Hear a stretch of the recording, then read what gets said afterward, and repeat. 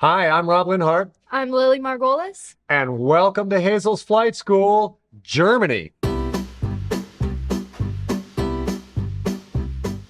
Lily, today we're going to start dipping our toes into the deep, deep waters of German wine. How do you feel about that? I'm excited. How much do you know about German wine? A lot of experience? No, Really know? I don't think so. Well, I happen to have a lot of experience with German wine. My wife was born in Germany, just a little west of the Mosel. And my first introduction to German wines was all Rieslings from the Mosel all the time. And to this day, almost certainly the single grape that I have tasted the most is Riesling from Germany and specifically from the Mosel. So I'm excited to get a crack at that. And I hope you are too. I am. All right. So we are actually only going to be tasting one Riesling today because even though Germany and really that's the grape that everybody knows, there's so much more going on there and there's such fantastic wines from all over Germany in a whole bunch of different styles, and we're going to get into that a little bit today. At some point, we'll probably do a German Riesling show, and we could spend hours with that. But we're going to kind of take a little bit of a quick exploration here. We are going to start, of course, with a Mosel Riesling. So let's just taste it, and I'm going to ask you what you think.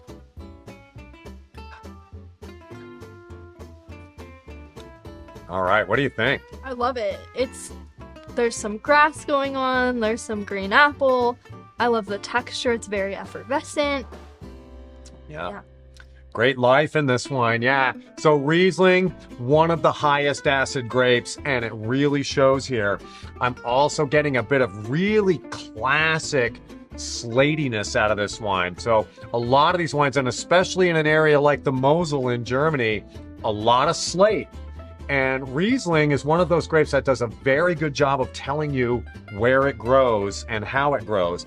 But I'm definitely getting a little bit of that kind of slatiness going on here as well. So minerality and acidity are really key markers for good Riesling. I'm really happy that you mentioned apple, because as it happens in my experience, Riesling from the Mosel tends to lean a little bit into those sort of apple and pear type fruits. Other parts of Germany, the Rieslings can tend to be a little bit different, and we'll get into that down the road. But I'm very happy that you picked up on that. Yeah, when I get that apple-y sort of thing, I'm immediately going to start thinking about the Mosel. But there's more than that. There's a nice, almost perfume laying on top of this. And they're calling this a dry Riesling. How do you feel about the dryness? We've talked about that recently. I would agree it's not too sweet, and again, maybe like in previous episodes, it's hard to distinguish between fruitiness and just sugar. Right. And so I think I correlate the two heavily, so I don't think it's like overly sweet, but I would categorize this as off dry. Got it. They are actually calling this a Trocken or a dry Riesling. Now, some of that can be an absolute sugar level, but Riesling, and the Germans are very good at this, by the way, is one of those grapes where you can play with acid and sugar. And as it happens on your palate, acid can balance sugar and can make a wine that's sweeter seem drier. Weirdly, the Japanese have that going on with their sake as well. So here they're calling this a dry Riesling, but I'm with you. It's a little bit of tanginess on the finish. And to me, that usually implies a sort of an interplay of sugar and acid. So what they're going for here, I suspect, is a perception of dryness and not an absolute sugar level. And for me, yeah, it does drink on the drier side, but I'm with you. I feel like there's probably just a little bit of sugar going on in there. But that's an important note, by the way. You can get bone dry, steely Rieslings, and these days, at least half of the Riesling produced in Germany is really very much on the dry side of the line. So don't be afraid of Riesling just because your experiences with it are sweet and you don't want sweet Riesling. I absolutely guarantee you there are oceans of really, really good, very dry Riesling out there for your drinking pleasure.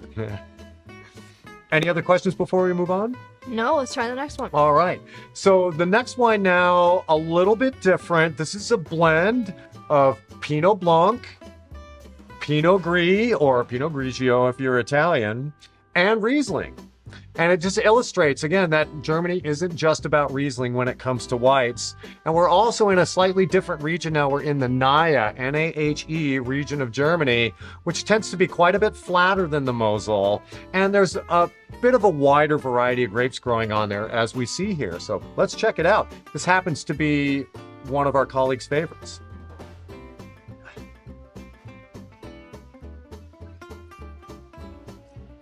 Wow. That's quite good. What do you think? It's very juicy. Ah, yeah. So juicy, Riesling acidity. What else you got? Pear. All right, I like that. Super fresh pear fruit. Very ripe pear. Yeah. And it's actually leaning a little bit for me, just starting to edge towards peachiness. So I would almost say white peach. And we're splitting hairs over that. Here comes a little minerality, some good saltiness coming through on the finish as well. There is a lot going on in this wine. So we've picked up on that juicy acidity from the Riesling, the minerality from the Riesling. What I'm also getting is a really kind of a nice roundness to the texture. It feels a little fatter, certainly fatter than the straight Riesling. For me, that's the Pinot Blanc, giving some weight, giving some body to the wine.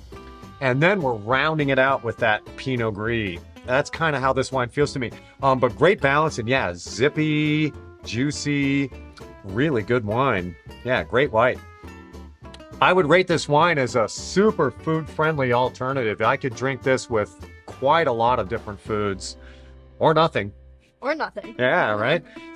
Excellent. A great example of some of the alternative grapes and some of the beautiful blends that they can do in Germany when they're not just playing with Riesling.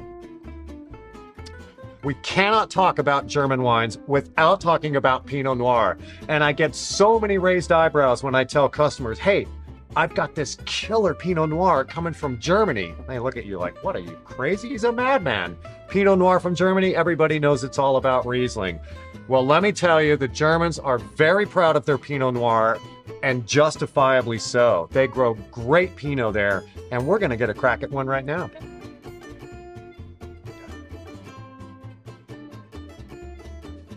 What do you think? It's good. That's I good like it. Pinot, yeah, right? This is exactly why we like these German wines, and it's not even going to be that expensive, to be honest. Great depth. What are you getting out of this? After it was off my palate, I noticed a little bit of spiciness. There's some good texture. It's a little bit tannic, but it's not super grippy. It's not super aggressive. So if tannins aren't something you're a big fan of, this would probably be a good one for you. Yeah, really approachable. For me, very round, almost silky right on the attack. And then, yeah, it kind of grips up a little bit. And it's Pinot, so we know there's going to be acid there, playing with those tannins on the finish, giving just a little bit of grip, but then it kind of cleans up nicely on the finish. Great depth of fruit here. I'm really liking the concentration and the intensity of this wine on the nose. I think is really attractive, but it isn't just about fruit. I'm getting a little hint of something that kind of reminds me of licorice.